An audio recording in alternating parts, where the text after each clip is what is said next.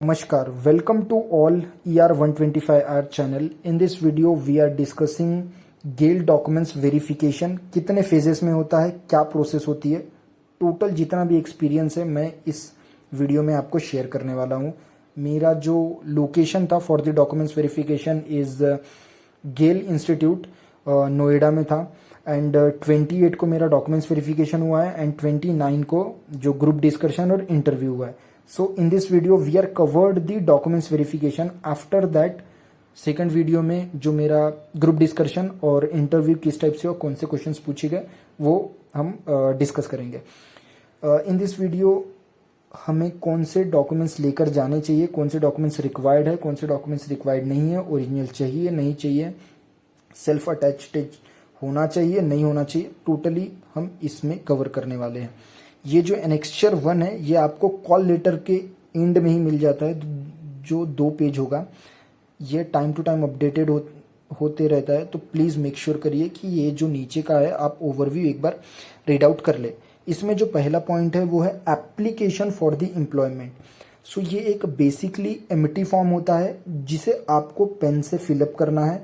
इसमें आपकी basic details होती है, एजुकेशन होता है, एक्सपीरियंस डिटेल, एक्सपीरियंस कितने कंपनी को आपने सर्व किया है, टोटल नंबर ऑफ एक्सपीरियंस कितना है वो आपको यहाँ पर मेंशन करना पड़ेगा।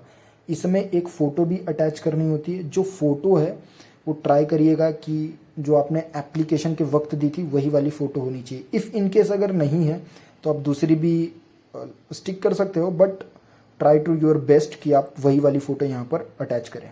ओके, फिर जो एप्लीकेशन जो ये फॉर्म है ये आपको कहाँ से मिलेगा, तो यहाँ नीचे में प्रोसीजर जो है गिवन है, ये आपको गेल की ऑफिशियल वेबसाइट में आपकी प्रोफाइल में जाने के बाद इजीली मिल जाएगा।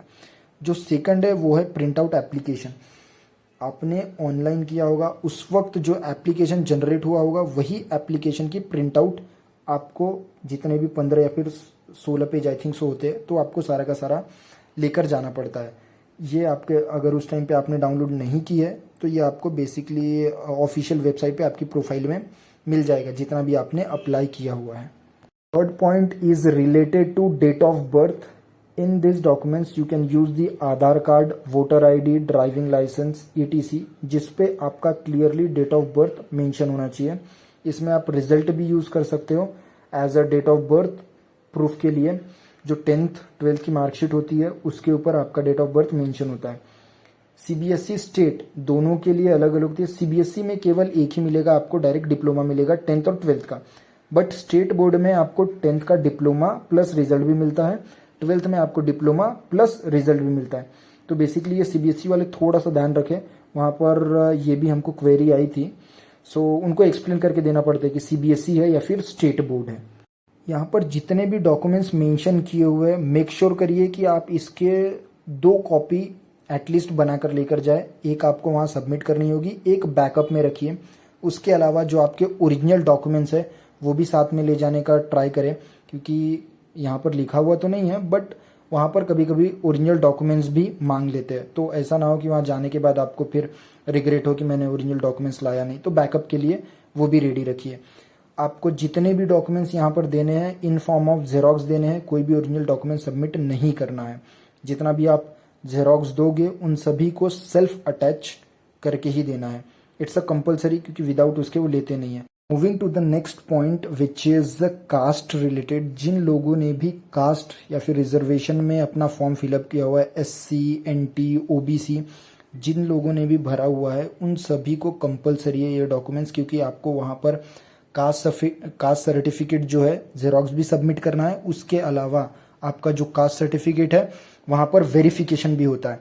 इसमें कास्ट सर्टिफिकेट के अलावा एक पुरावा भी आता है जो वैलिडेशन के साथ होता है। सो ट्राई करिए, अगर आपके पास वो है तो well and good, otherwise caste certificate original और फोटोकॉपी उससे काम हो जाएगा। और then the next point is the certification. जितना भी आपका एजुकेशन का सर्टिफिकेट है, जितना भी डिप्लोमा है, रिजल्ट है, वो सारा का सारा आपको यहाँ पर सबमिट करना होगा। अगर इफ़ इनकेस आपका इंजीनियरिंग में या फिर डिग्री में अगर बैकलॉग भी लगे हैं तो वो भी रिजल्ट आपको सबमिट करना पड़ेगा यहाँ पर। जो 10th में है, 10th में डिग्री डिप्लोमा आता है, ट्वेल्थ में डिग्री डिप्लोमा, ये दोनों का जेरोक्स कॉपी आपको अटैच करना पड़ेगा। स्टेट बोर्ड के लिए डिग्री डिप्लोमा होता है, सीबीएसई वालों के लिए ओनली सर्टिफिकेट आएगा। उसके अलावा जो इंजीनियरिंग वाले होते हैं फ्रॉम सेमिस्टर 1 टू सेमिस्टर 8 आपको जितना भी है सारा का सारा सेल्फ अटैच करके वहाँ पर सबमिट करना पड़ेगा। इफ़ इनकेस अगर बैकलॉग लगे हैं तो उसका भी सर्टिफिकेट आपको सबमिट करना पड़ेगा, क्योंकि जो टाइम ड्यूरेशन है वो थोड़ा सा इंक्रीज हो जाता है, तो उनको प्रूफ करना पड़ता है। यहाँ जो हमारा रिजल्ट है, रिजल्ट के ऊपर बेसिकली टेंथ और ट्वेल्थ में परसेंटेज में मेंशन होता है हमारा जो ओवरऑल कैलकुलेशन मार्क्स है, बट इंजीनियरिंग में वहाँ पर एसजीपीए या फिर सीजीपीए में मेंशन होता है। तो यहाँ पर देखिए जो नीचे में मेंशन किया हुआ है एसजीपीए और सीजीपीए, इसका कन्वर्जेशन फॉर्मूला उनको देना पड़ता है। अगर ये आप कन्वर्जेशन फॉर्मूला नहीं देते हो आपका फॉर्म वहीं रिजेक्ट हो जाता है। हमारे बैच में काफ़ी सारे लोग जो है इस केस में अंडरटेकिंग साइन ऑफ करके दिए। अंडरटेकिंग एक प्रोसेस हो गई जिसमें आपको कुछ दिनों का टाइम मिल जाता है। CGPA to convert into the percentage, ये फॉर्मूला है, आपका मार्कशीट पे भी मेंशन होता है, या फिर इफ़ इनकेस अगर नहीं है बैक ऑफ द मार्कशीट होता है, इफ़ इनकेस नहीं है तो आपको कॉलेज के लेटर हेड पर conversion of formula from CGPA to percentage mention कराकर लेकर जाना पड़ेगा। अगर आप ये मेंशन नहीं करते हो वो फॉर्म एक्सेप्ट नहीं करेंगे, वो फॉर्म रिजेक्शन में कंसिडर किया जाता है। नेक्स्ट पॉइंट में कन्वर्जन का जो मेंशन है, कन्वर्जन ऑफ फॉर्मूला, वो डायरेक्टली यहाँ पर मेंशन किया हुआ है। इफ़ इनकेस अगर आपके पास नहीं होता है तो it will be critical problem for us कि वहाँ पर फॉर्म रिजेक्ट भी हो सकता है। उसके अलावा बेसिकली एजुकेशन में तो इतना ही कंसिडर किया हुआ है। उसके बाद हम आते हैं हमारे एक्सपीरियंस पे। It is the most important things, क्योंकि यहाँ पर बहुत सारी मिस्टेक्स होती है। एक्सपीरियंस लेटर के ऊपर आपका पूरा नाम होना चाहिए, first name, last name, surname. उसके अलावा आपने कब ज्वाइन किया था और आपका टेन्योर कब तक था, कब तक आपने उस कंपनी को सर्व किया हुआ है, वो DDMMYY के फॉर्म में मेंशन होना चाहिए। ऐसा नहीं कि मंथ ईयर मेंशन है, ईयर मंथ मेंशन है, ऐसा नहीं। टोटली आपका date, month and the year from to कहाँ तक आपने उसको सर्व किया हुआ है वो मेंशन होना चाहिए। उसके अलावा जो आपका डिपार्टमेंट है वो भी मेंशन होना चाहिए। एक्सपीरियंस लेटर पे अगर डिपार्टमेंट मेंशन नहीं है तो वो फॉर्म एक्सेप्ट नहीं होता है। इफ़ इनकेस अगर आप परचेज के लिए एप्लीकेबल कर रहे हो तो आपके एक्सपीरियंस लेटर पे डिपार्टमेंट परचेज ऐसा मेंशन होना चाहिए। प्रोक्योरमेंट के लिए कर रहे हो डिपार्टमेंट प्रोक्योरमेंट, इस तरीके से मेंशन होना चाहिए। सेफ्टी, फायर, ये सब के लिए मेंशन एप्लीकेबल कर रहे हो तो डिपार्टमेंट सामने मेंशन होना चाहिए। मेरे केस में प्रोक्योरमेंट सप्लाई चेन वर्ड लिखा हुआ था, बट डिपार्टमेंट उसके सामने डिपार्टमेंट सप्लाई चेन मैनेजमेंट ना लिखा हुआ था, उसके वजह से मैंने अंडरटेकिंग साइन करके दिया हुआ है।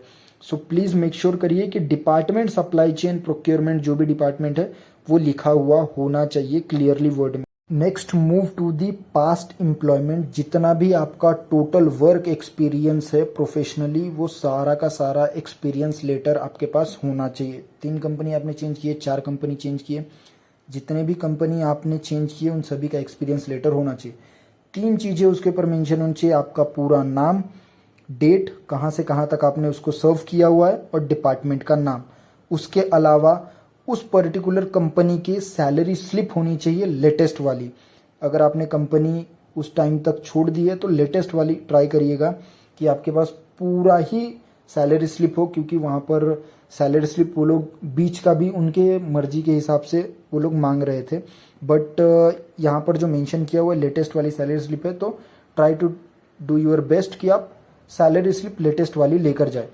उस सैलरी स्लिप में भी आपका सैलरी ब्रेकअप होना चाहिए, HRA कितना है, बोनस कितना है, बेसिक सैलरी कितनी है। उसके अलावा आपका पूरा नाम और डिपार्टमेंट का नाम मेंशन होना चाहिए। इफ़ इनकेस अगर आपके पास सैलरी स्लिप नहीं है किसी वजह से, तो आप वहाँ पर उसको रिप्लेस कर सकते हो ऑफर लेटर से। ऑफर लेटर में आपका नाम और डिपार्टमेंट का नाम मेंशन होना चाहिए। ये दोनों चीज़ें कंपलसरी है, विदाउट इसके आपका ऑफर लेटर किसी काम का नहीं है। ट्राई करिए कि लेटर हेड पे जो आपका ऑफर लेटर हो लेटर हेड पे हो। इफ़ इन केस नहीं है तो आप कभी कभार सॉफ्ट कॉपी भी होती है, तो सॉफ्ट कॉपी भी आप यूज़ कर सकते हो।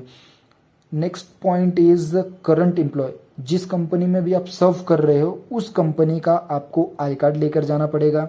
लेटेस्ट जो करंट चल रहा है महीने का उसकी सैलरी स्लिप लेकर जानी पड़ेगी, उसके पीछे की सैलरी स्लिप लेकर जानी पड़ेगी 3 महीने की या फिर 2 महीने की, और उसका ऑफर लेटर। ऑफर लेटर ये जो करंट एम्प्लॉयमेंट का है वो आपको offer letter, I card and salary slip compulsory है।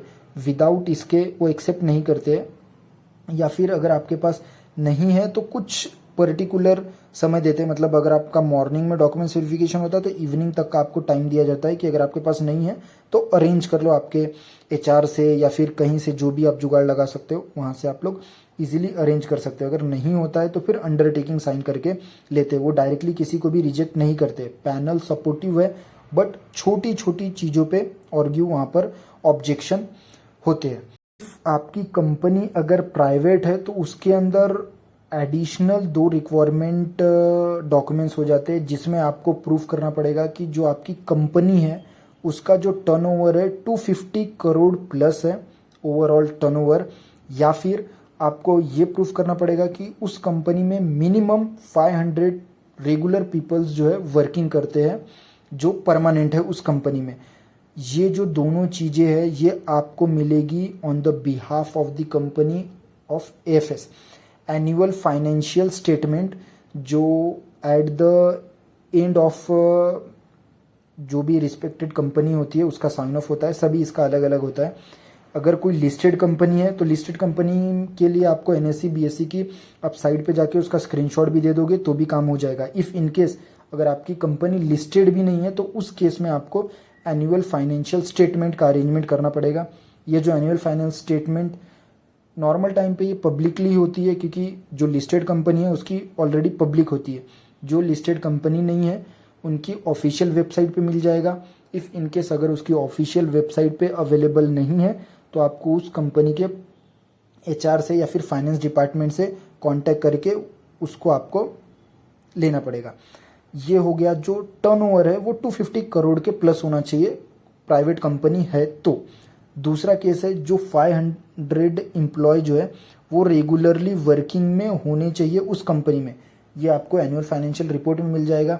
इफ़ इनकेस अगर नहीं मिलता है तो आपको कंपनी के लेटर हेड पर ये नोट डाउन करके एचआर से, जो हेड ऑफ द एचआर होता है उससे आपको स्टैम्प सिग्नेचर और ये रिटर्न में लिख कर लेकर जाना पड़ेगा।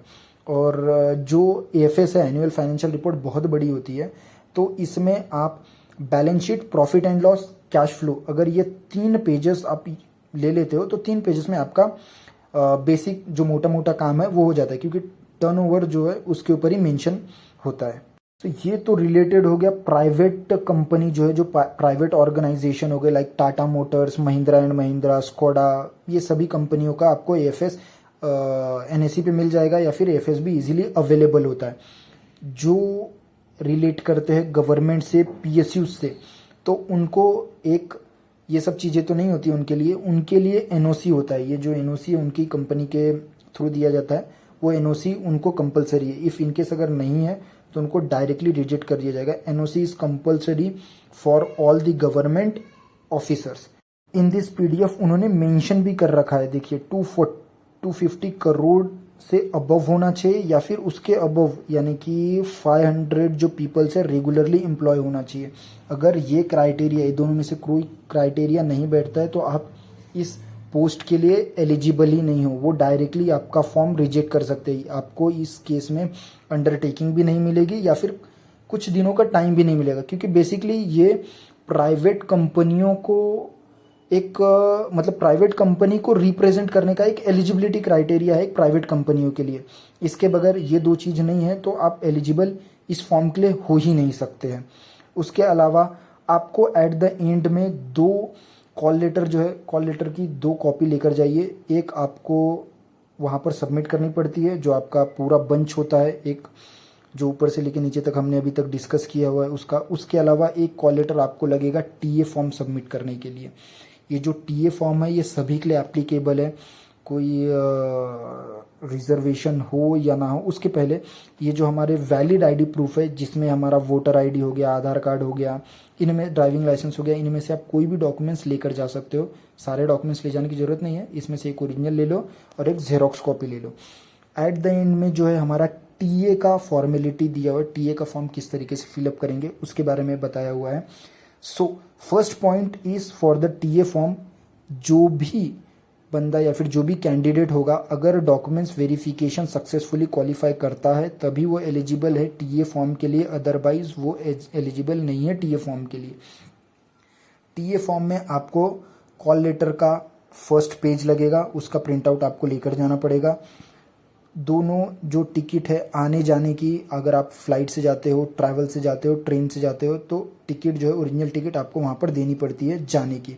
आने की टिकट अगर आपके पास प्रिंट आउट है या फिर बुकिंग है तो दीजिए, अदरवाइज रिक्वायरमेंट नहीं है। जो आपकी टिकट होगी उसके ऊपर जो अमाउंट और डिस्टेंस फ्रॉम टू, जहाँ से भी आप स्टार्ट कर रहे हो और जहाँ पे एंड कर रहे हो, वहाँ तक का अमाउंट और जो प्लेस है मेंशन होना चाहिए। अगर वो मेंशन नहीं है तो वो लगाने का कोई फिर मतलब ही नहीं है। उसके अलावा आपका जो जिस अकाउंट में आप अमाउंट रिसीव करना चाहते हो, ट्राई करो कैंसल चेक ले जाने की। इफ़ इन केस अगर नहीं है तो पासबुक की फ़ोटो लेकर जाओ, जिसके ऊपर IFSC कोड, बैंक का ब्रांच, बैंक कहाँ पर है, बैंक का एड्रेस, आपका पूरा नाम होना चाहिए और अकाउंट नंबर, ये 2-3 चीज़ें जो है मेंशन होनी चाहिए। उसके बाद आप एलिजिबल हो टीए के लिए। अगर जो डॉक्यूमेंट्स वेरिफिकेशन है आपका क्वालिफाई नहीं होता है तो आपको टीए भी एप्लीकेबल नहीं है, आपको टीए नहीं मिलेगा। बट अगर आपका डॉक्यूमेंट्स वेरिफिकेशन क्लियर हो जाता है, in that case you are eligible for the TA. Okay, so this is all about for the documents verification जो 28 को हुआ था मेरा, एंड 29 को मैंने इंटरव्यू भी दिया हुआ है, जिसमें personal interview and group discussion था। तो ओवरऑल जितना भी मेरा एक्सपीरियंस है वो मैं सेकंड वीडियो में लाने की ट्राई करूँगा। और यहाँ पर एक और चीज़, अगर आपके पास कोई डॉक्यूमेंट्स नहीं होता है तो वो अंडरटेकिंग साइन करके लेते हैं। अंडरटेकिंग में आपको 7 से 10 दिन का टाइमिंग दिया जाता है, उस बीच आप वो डॉक्यूमेंट्स अरेंज कर सकते हो। बट ट्राई करिए कि कोई डॉक्यूमेंट्स के लिए आपको अंडरटेकिंग ना देनी पड़े और कोई भी गलत इन्फॉर्मेशन इसमें फिलअप ना करे, क्योंकि ये जो डॉक्यूमेंट्स है आपके बैकअप में वेरिफिकेशन के लिए जाते हैं। Okay, so this is all about for the documents verification. The end में कुछ पॉइंट्स का ध्यान रखिए, जैसे कि आपकी जो रिपोर्टिंग टाइम है उससे 1 घंटा पहले जाइए। आपको कंपनी में, गेल में जब आप एंटर होते हो, इंस्टीट्यूट में एंटर होते हो, वहाँ पे आपका नाश्ते का अरेंजमेंट, आपका लंच का अरेंजमेंट, सारा का सारा, जब तक आप इंस्टीट्यूट के अंदर हो आपका खाने पीने का सारा अरेंजमेंट हो जाता है इजीली। बस आपको अगर 2 दिन का, first one is the documents verification and the interview, इन 2 दिनों के बीच सिर्फ आपको जो नाइट है उसका स्टे करने का अरेंजमेंट करना पड़ेगा। बाकी कंपनी, अगर आप गेल इंस्टीट्यूट के अंदर जाते हो तो वहाँ पे आपके नाश्ते और खाने का टोटली अरेंजमेंट होता है। Okay, thank you so much.